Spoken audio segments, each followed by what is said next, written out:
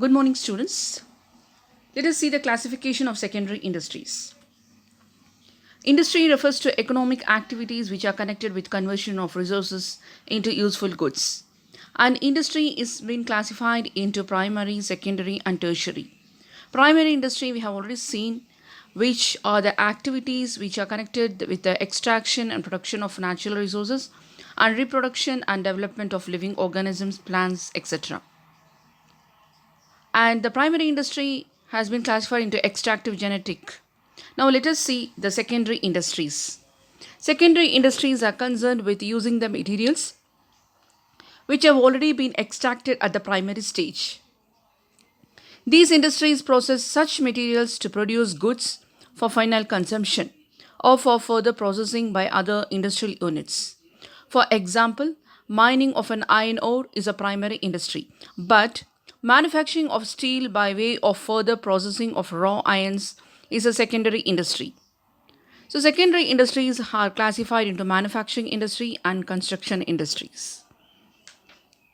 The manufacturing industry again has been classified into analytical industry, synthetical industry, processing industry, and assembling industry. Let us see it in detail. Manufacturing industries. These industries are engaged in producing goods through processing of raw materials and thus creating from utilities. They bring out diverse finished products that we consume or use through the conversion of raw materials or partly finished materials in their manufacturing operations. Manufacturing industries may be further divided into four categories, which is based on the operations of iron and steel industry, cotton textile industry, sugar industry, etc. Types of manufacturing industries. The manufacturing industries are classified into analytical industry, synthetical industry, processing industries, and assembling industries. Analytical industries. These are the industries which analyzes and separates different elements from the same materials as in the case of oil refinery.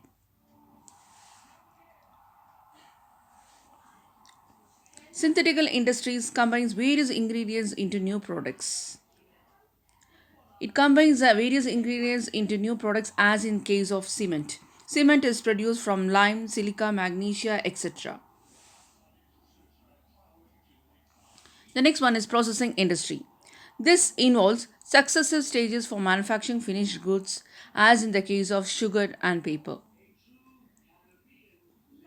So this is an industry which involves the successive stages from manufacturing of finished goods as in the case of sugar. Sugar has been taken from the raw industry, that is from sugar cane. So this is one of the example. Assembling industry. This industry is an industry which assembles different components parts to make a new product as in the case of television, car, computer, etc. To manufacture a car, definitely we need the different spare parts.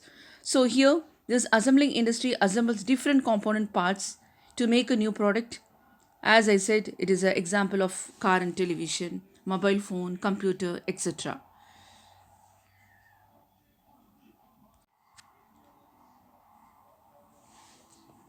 The next one is construction industries. These industries are involved in the construction of buildings, dams, bridges, roads, as well as tunnels and canals.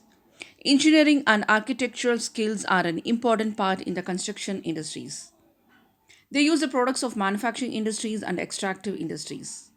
So, engage in the construction of buildings, dams, roads, bridges, etc., are some of the examples of construction industries. The next type of industry is tertiary industries. These are concerned with providing support services to primary and secondary industries, as well as activities relating to trade. These industries provide service facilities. As business activities, these may be considered part of commerce because, as auxiliaries to trade, that means helping to trade, these activities assist trade.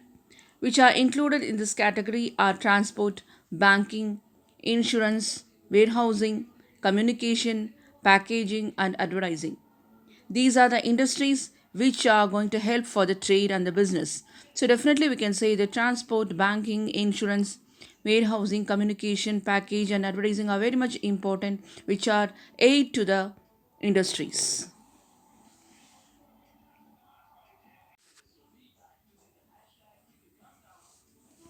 Commerce. Commerce provides the necessary link between producers and consumers. We all know that producers is a person where he produces the goods, whereas the consumers are the people who buy the goods. So here it embraces all those activities which are necessary for maintaining a free flow of goods and service. All activities involving the removal of hindrances in the process of exchange are included in commerce. The hindrances may be in respect of persons, place, time, risk, finance, etc. It is concerned with buying, selling, and distribution of commodities, and it is an organized system for exchange of goods and services in between the businessman and the customers. Commerce provides a necessary link between the producers and consumers, as I already said. So it embraces all the activities which are necessary for maintaining a free flow of goods and services.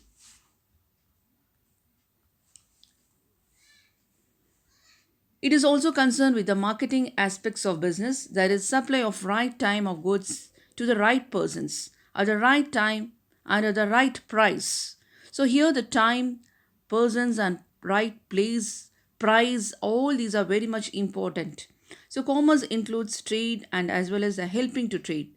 Aids to trade means helping to the trade, which I already said they are the warehouses, communication, transportation, banking, advertising, etc., which helps the trade. So here the commerce is concerned with the marketing aspects of the business. So the goods has to be supplied to the right persons and at the right time and at the right price.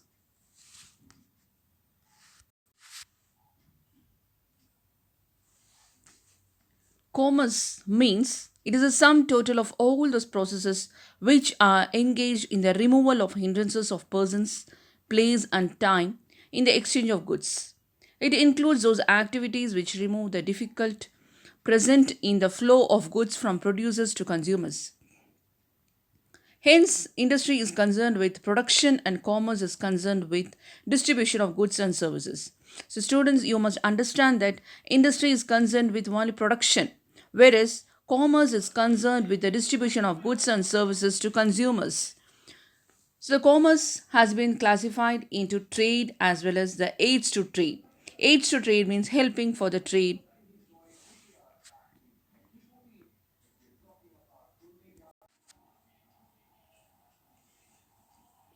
So, the definition of commerce, it is a sum total of all those activities which are involved in the removal of hindrances in the process of exchange of goods.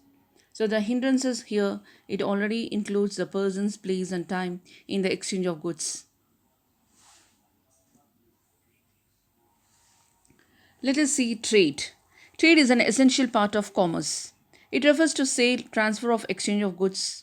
It helps in making the goods produced available to ultimate consumers or users. These days, goods are produced on a large scale and it is difficult for producers to themselves to reach individual buyers for sale of their products. Businessmen are engaged in trading activities as middlemen to make the goods available to consumers in different markets. In the absence of trade, it would not be possible to undertake production activities on a large scale.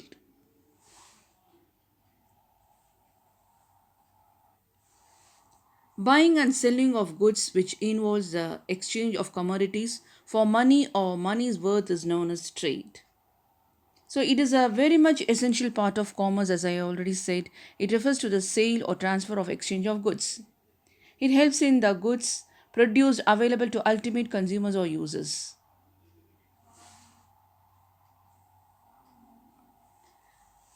The trade may be classified into two broad categories. One is home trade and the other one is foreign trade. You can call home trade as internal trade, whereas foreign trade is also known as external trade. So the trade has been classified into internal trade and external trade. Internal trade means home trade, whereas external trade means foreign trade.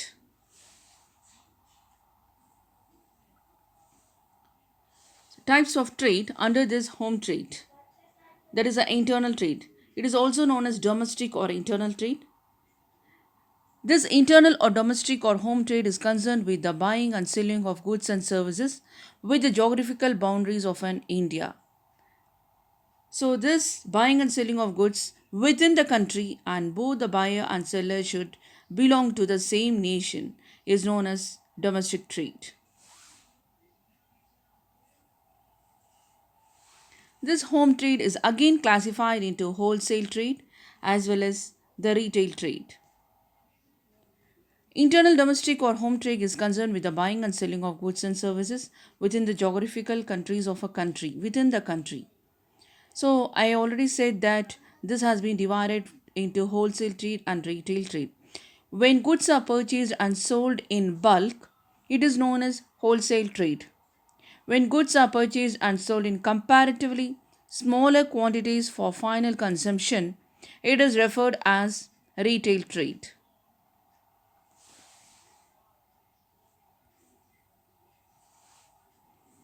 So, wholesale trade, buying and selling of goods in the large quantities.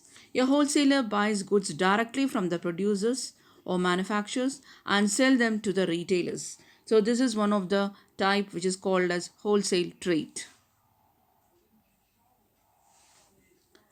This is a retail trade, buying and selling of goods in smaller quantities. A retailer trader buys goods from the wholesalers and sell them to the customers. The next one is foreign trade. External or foreign trade consists of exchange of goods and services between persons or organizations operating in two or more countries. So, this foreign trade has been classified into export trade, entry-port trade, as well as import. So, the foreign trade has been classified into export, entry-port, and import trades. What is foreign trade? It is also known as external trade or international trade. It involves the buying and selling of goods and services in between persons belonging to two or more countries. So that is known as foreign trade. Export.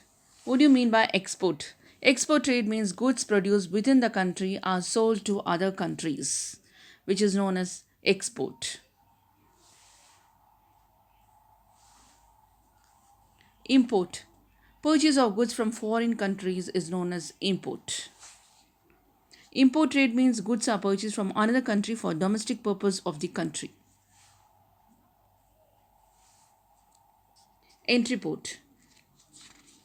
Entry port means importing goods from one country for the purpose of exporting them to some other country, which means when goods are imported for the purpose exporting to other countries. So the goods are purchased from one country to send to other countries. So we are going to import the goods from one country for the purpose of exporting them to some other countries is known as entry port trade. So you have seen the different types of industries as well as the different types of trade. So today's home assignment is explain the different types of industries. Thank you.